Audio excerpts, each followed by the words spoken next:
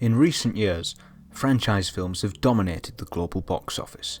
The top 10 highest grossing films of 2019 consisted entirely of sequels, remakes and spin-offs. Impressively, 8 of the 45 films to gross over $1 billion worldwide were released in 2019 alone. Despite this overwhelming popularity, some critics of franchise filmmaking have intimated that this has led to an oversaturation and homogenization of the market, which has in turn invalidated the artistic integrity of the craft.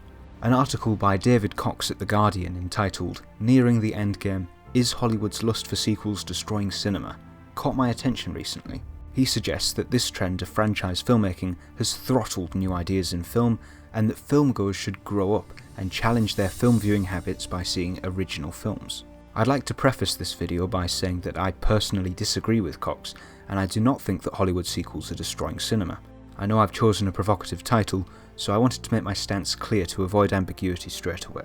Firstly, it must be acknowledged that there is a semantic distinction between a film sequel and a franchise film. Many sources conflate the two, and as the notion of cinematic universes has become more popular, the line between the two terms has become increasingly blurred. Avengers Endgame, for instance, is the third sequel to Avengers Assemble, but is also the 22nd film in the Marvel Cinematic Universe. Captain Marvel is the first film based on this character, but the 21st film in the Marvel Cinematic Universe continuity. Although it's not a sequel, it is an example of a franchise film that relied on a pre-existing popular intellectual property and continuity in the Marvel Universe for its success. Therefore, for the purposes of this video, direct film sequels as well as franchise spin-offs and remakes will all be categorised as franchise films, as when many industry commentators refer to a lack of originality destroying cinema, they're in fact referring to all of the above film types. Hollywood sequels are by no means a recent phenomenon. The Fall of a Nation has often been cited as the first film sequel, being released in 1916. This was a sequel to the highly controversial Birth of a Nation, and no copies of the film are known to exist today. Some film sequels throughout the 20th century enjoyed great success, and a few were critically regarded as superior to the originals, such as Terminator 2 and The Empire Strikes Back. Others proved to be less financially and critically successful, such as Jaws 2 and the aforementioned The Fall of a Nation. However, these films are examples of direct sequels rather than franchise films which dominate the contemporary release schedule, and it should therefore be noted that although sequels are not a new idea, the rate at which they've been produced has rapidly increased over the last 20 years. Richard Maltby proposed that beyond its technological, organisational or stylistic changes, Hollywood's essential business has remained the same, entertaining its audience, producing the maximum pleasure for the maximum number for maximum profit. If the prime objective of Hollywood studios has always been to generate maximum profit, then it could be argued that the contemporary prevalence of sequels and franchise films is in keeping with that ethos. 2019 saw the release of Avengers Endgame, which became the highest grossing film of all time. With movies like this performing so well during their theatrical release windows, there is an argument that sequels are not destroying cinema, but instead making it more popular than ever. To understand why these franchises have become so dominant, the wider industrial context must first be assessed. Although sequels and remakes have proven to be financially successful, independent films in cinemas have been less popular. The highest grossing film in the UK for 2019 was Avengers Endgame, with £88.7 million gross. The highest grossing independent film not based on a pre-existing IP in the UK was The Favourite, with £17 million gross. This is not to say The Favourite was unsuccessful, as it grossed $95.9 million worldwide on an estimated $15 million budget. This example would suggest that original films can prove to be popular in cinemas, but it should be noted that in 2019, of the top 20 highest grossing independent films in the UK, 5 were based on existing franchises, and only 4 grossed more than £10 million. The Favourite, it would seem, is an outlier, as this data otherwise suggests that films based on a pre-existing IP are massively more popular. Although revenue generated by tentpole films appears to be on the rise, cinema attendance generally is on the decline. According to the British Film Institute's Statistical Yearbook for 2018, of the 5 major EU territories, the UK was the only one that saw an increase in admissions. Attendances were down in France, Germany, Spain and Italy. In the United States, revenue from ticket sales was also down 6.3% in 2019. It's difficult to ascertain an exact reason for this, though some industry commentators have argued that it's because viewers have added more high-quality screens and sound systems in their homes. The quality of television content has improved, The ability to access this content, ad-free and on-demand, has also improved, and bigger and more social alternative entertainment experiences have emerged.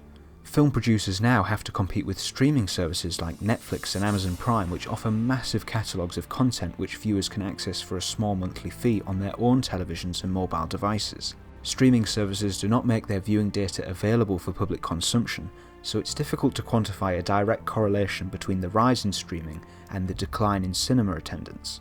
However, many industry leaders like Steven Spielberg have spoken out against Netflix and suggested that their increasing user base could be placing the cinema experience at risk.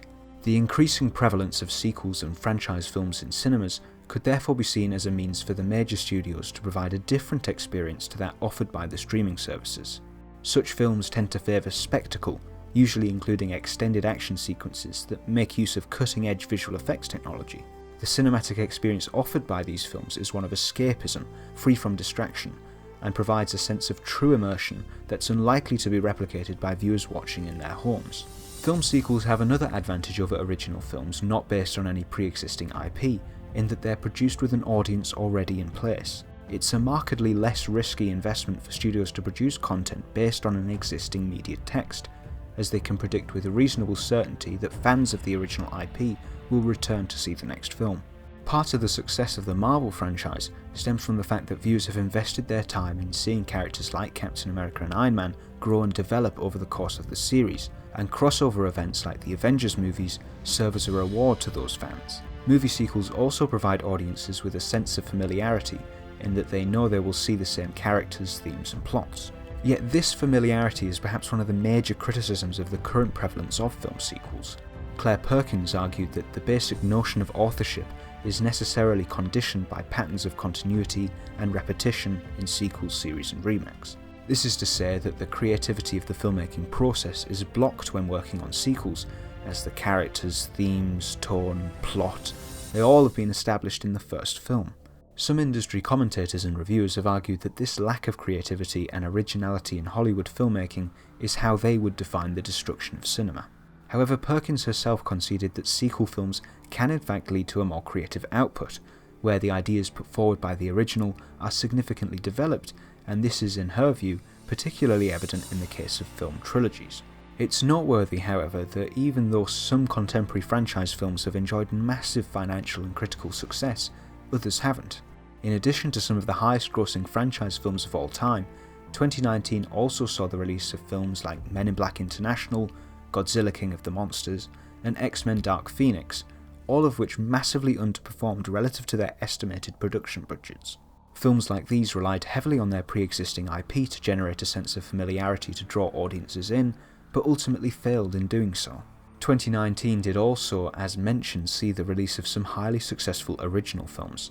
The Favourite is an example previously mentioned, but other original films with smaller budgets like Knives Out and Parasite also enjoyed relatively massive financial success and critical praise. Even though it's the franchise films that dominate the box office, the assertion that original films are unsuccessful in cinemas would appear to be unfounded. That said, these are just a few examples, and there are numerous other films in 2019 that did not reach the same level of success. The success of cinema is also dependent on how an individual defines it.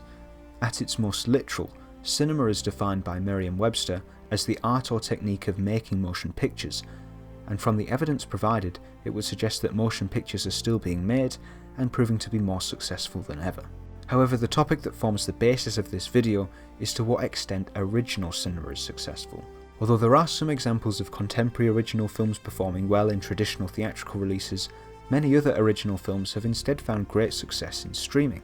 The Irishman, Marriage Story, and Uncut Gems are all examples of 2019 films that secured international distribution on Netflix with limited theatrical releases and still found critical success. As discussed, Netflix and other streaming services don't publish their statistics, so it cannot be said whether these films have also been financially successful. This model does, however, provide an avenue for original films to be distributed more widely. This is a highly contentious topic due to its subjective nature and how highly individuals place the status of cinema as an art form. Certainly there's a historical precedent for sequels in Hollywood filmmaking, though this trend has become exponentially more popular in recent years. The evidence presented in this video would suggest that although franchise films dominate the global box office, original films can still enjoy significant success both in traditional theatrical releases and on the streaming model. The argument that franchise filmmaking is destroying cinema could therefore be said to be an emotionally driven one, as the financial evidence for both franchise-based and original films would suggest that, on the contrary, cinema is alive and well. Thank you for watching. I'd love to hear your thoughts on this topic in the comments. If you've enjoyed this video, please consider leaving a like and subscribing for more, but until next time, thanks.